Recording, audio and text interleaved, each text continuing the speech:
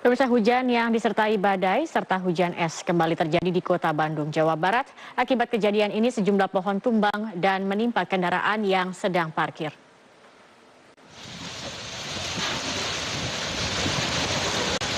Inilah suasana hujan besar yang disertai badai.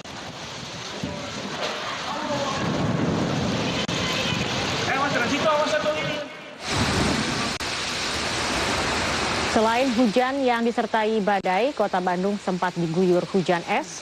Badai sendiri terjadi di kompleks perumahan Singgasana Pradana Regency yang terletak di kawasan Cibaduyut, Kota Bandung.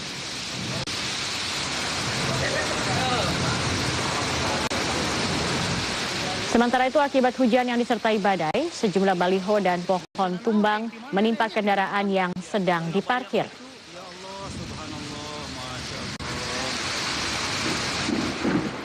Fenomena hujan es kembali melanda Bandung dan sekitarnya, dan berikut penjelasan Badan Meteorologi dan Klimatologi Geofisika BMKG.